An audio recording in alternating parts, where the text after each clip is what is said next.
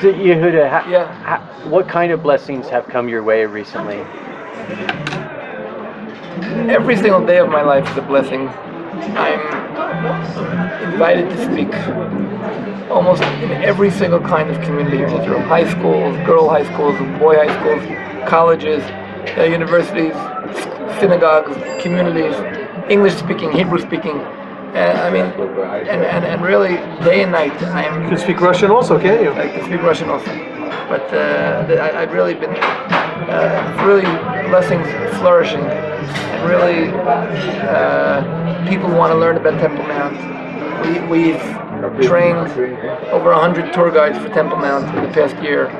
We have put out a book which came out in English, Hebrew, and Russian, and now it's being translated into Portuguese and into German. We hope to translate it to Arabic. People are really growing interest in the Temple Mount and trying to understand it. People who are never thought of the topic. Yeah. Today I spoke in a very secular, left-wing oriented school, and people were just sitting there pin quiet, and people want to hear, people want to understand, people want to really get connected. This week we're hosting two guests from Turkey, Muslims, who want to also support freedom of religion on Temple Mount, and it's happening all over the world. People are contacting all over the world. The concept of all the peoples connecting to the one and only God, and the place where God chose. I wanted to ask the school that you went to today, that left-leaning high school, where there's some people who were more antagonistic. You talked about everybody listening, but I was wondering if there was anybody who was a little bit more antagonistic, maybe other people shushed them up. Look, one of the things I most enjoy is challenging questions. I also believe that challenging questions are what promote you. In the car, you have a pedal, brakes, and a pedal of the gas. And if a car that only has the gas is in danger, you always need the people that will press the brakes for you. Now, a car that has only brakes will never make. We're never going to get anywhere. But if you're only going for it, and you have nobody who's contradicting you, asking you, challenging you, then you really can't get anywhere. The only way you can really ask, because people ask questions better than you can ask yourself. And you have to always question yourself what you're doing. And you have to, again and again, try to maneuver between the questions. The people have serious questions. I don't think any of the people asked any questions that were just questions to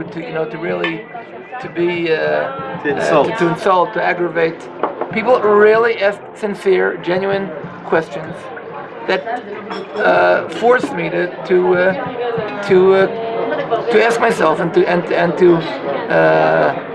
That's great. And I think we always have to do that. I mean, if we live in a land that people are not, the Bible tells us that there was the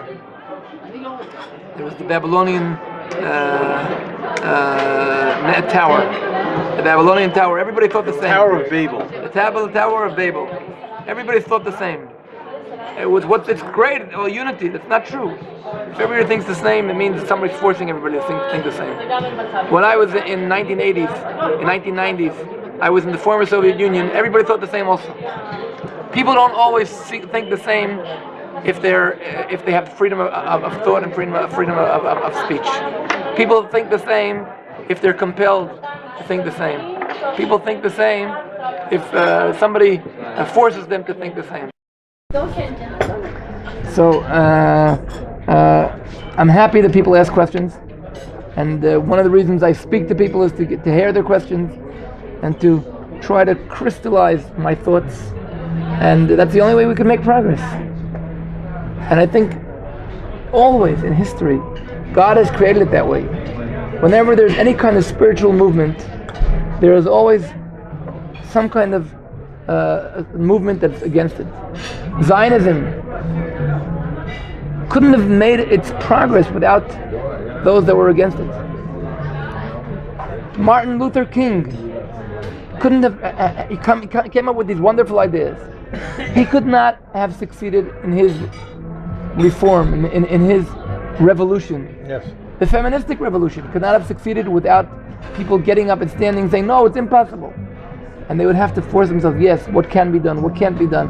And these are questions that anybody who wants to make progress, anybody who wants to go ahead, has to be open to listen to criticism, has to be open-minded to listen to questions, and to allow questions, and to allow people not to agree with him. You don't have to have any inside information to see that in the past year, what's happened in the world, something's happened. You take a look at the Middle East, all the Arab countries are falling apart, every one of them. People don't realize, people. Today I heard an unbelievable fact.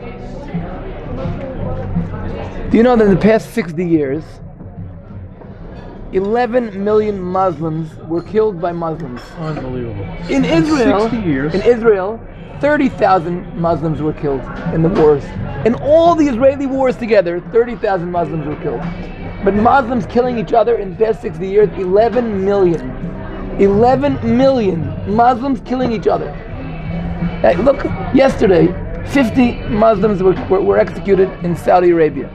The Saudis, and thank Toda Rabba Rabba, the Saudis and the Toda Rabba, the Saudis and the Iranians are in a world war. I know we don't realize, Believe me, the Iranians today couldn't care less about Palestine right now. What they're dealing with now, right now, they're killing each other in Lebanon, in Turkey, in Libya, in Yemen, in Egypt. But you'll be happy no matter how it happens. Look, this year we had a record of 15 years in the amount of immigrants coming to Israel, and 2016 the numbers are going to be growing much more because what's going on in Europe, France, Jews are coming in from France like crazy. Wait, 2015 was a record for immigrants, not overall because of the Russian. No. For the last 15 years. For the last 15 years. Yeah. It was a record of the last 15 years. Okay. In 1990, we had 200,000 in a year. This year we had 30,000. But we haven't had those figures since 2000. Gotcha. It's a record of 15 years. Gotcha. And the numbers are growing all the time. And we know that in this coming year, 2016, the numbers will probably reach past the 50,000. If he decides he wants me to be a member of Knesset, he'll have to accompany me and have to. I just Maybe he can vote for you instead I can of just pray to God. He'll press the buttons. I just pray to God that if He wants me there, that I should sanctify His name with my activity, and God forbid not disgrace His name. And I hope I will be if He decides He wants me to be a member of Knesset, I hope I will serve faithfully and do whatever I can. That's all I can say. How does it work, Yehuda? With Likud, there's a certain number of members, Yeah, and the Likud- what does it mean to be in waiting? The Likud received 30 seats. There are 120 seats in the parliament. The Likud received 30. I was number 33 on the list. How many were they expecting to get? Now they were expecting to get 20. I didn't have the foggiest idea that I would be in a position that would be realistic. The Likud received 30 seats. 2 members of Likud left the Knesset. One became the ambassador in the United Nations, Dani Danon, and the other one left for personal reasons. So now number 32 is in the Knesset already. Even though the Likud has only 30 seats, number 32 is in there. Which means that if one other member of Knesset leaves for any reason, he gets upgraded, he decides he wants to resign, he has any reason, and I'm next in line. Yeah, I see.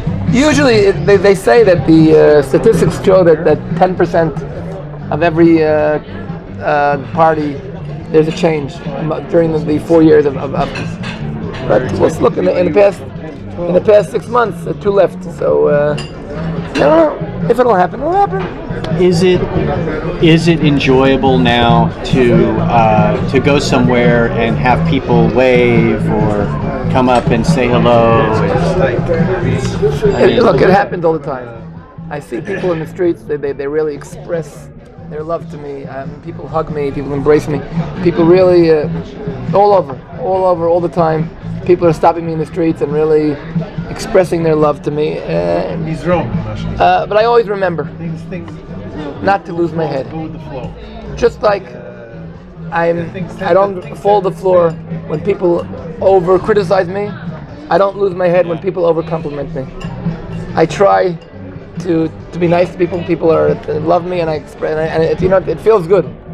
But I also have to remember that I'm here for him and not for me. And it's sometimes difficult not to develop some kind of ego. So I try, and I hope I succeed not to develop an ego, because I'm here for his sake and not for my sake. Amen. Amen.